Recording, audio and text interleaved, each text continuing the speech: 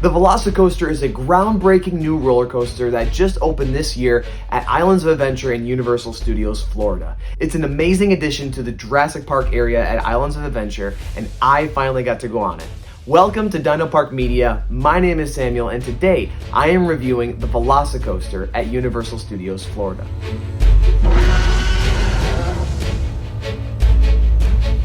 In this review, we are going to look at the VelociCoaster from three separate angles. Number one, we are going to rate the VelociCoaster on the actual ride experience. Number two, we're going to rate the VelociCoaster on its ride queue. And number three, we're going to rate the VelociCoaster based upon how it adds to the land that it has been placed in. Beginning with the actual ride experience itself, it is amazing. This roller coaster is truly one of a kind and has two specific things that really make it stand out from other roller coasters at Universal Studios Orlando. Number one, it has an inversion that actually takes you all the way upside down and you are actually hanging from your lap bar for about 1 second. It's an incredible feeling to seem like you're actually going to fall into the water underneath, but of course you are safely secured in your seat on the roller coaster.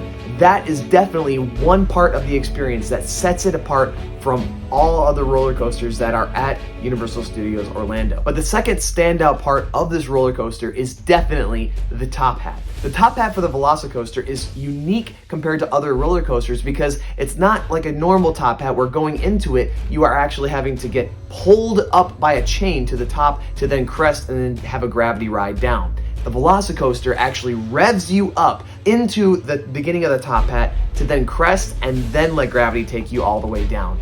It is such a rush. Also with the VelociCoaster, when you get to the top and you crest the top of the top hat, you actually have an amazing view of the rest of Islands of Adventure, the Jurassic Park area, Hogsmeade, even over to Dr. Seuss Land. It is an amazing view. And when it comes to the theming of the VelociCoaster, it's not as much as Hagrid's Magical Motorbike Adventure, because Hagrid's is actually meant to be more of a story coaster, focusing more on different showcases as well as being able to go through themed areas that are meant to help increase the experience by the visuals that accompany the ride. Because Hagrid's is not as much of a thrill ride as it is a family ride. The VelociCoaster is meant to be something thrilling from start to finish. And so there is some definite theming in this roller coaster as far as the Raptor paddock. There are 4 distinct raptor statues for each one of the Raptor pack in Jurassic World, but the VelociCoaster definitely focuses on thrills compared to an immersive experience through theming. But when you put it all together, the VelociCoaster is definitely an A+ ride. And so out of 10, I would rate the actual ride experience of the VelociCoaster 10 out of 10.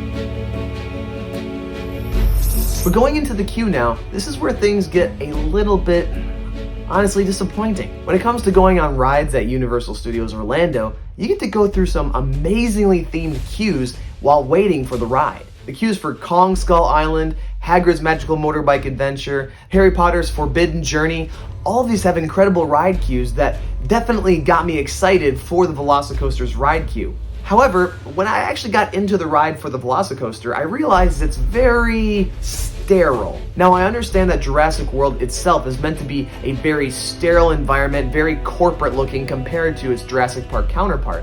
However, I did expect more when it came to this line queue. At the beginning of the queue, it's understandable to definitely have some regular lines that you need to get in and out of because it's a high volume queue. But once you actually get into the building itself while waiting for a locker, I expected a lot more than what we actually received.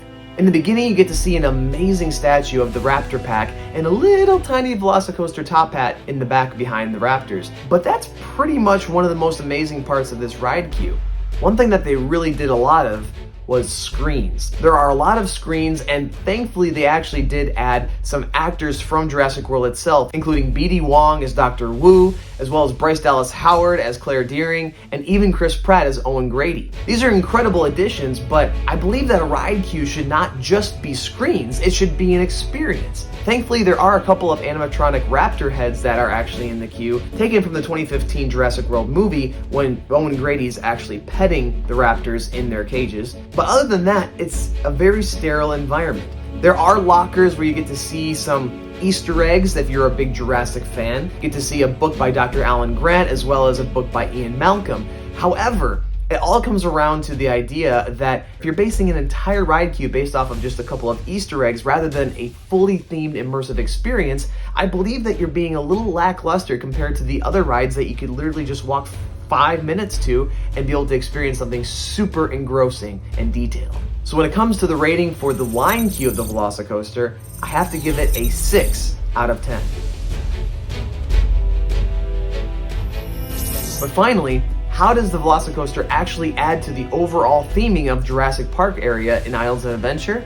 Thankfully, it adds a heck of a lot, and it's a great addition. Now, obviously, a lot of people immediately notice that the VelociCoaster is themed to Jurassic World, while the rest of the area is Jurassic Park.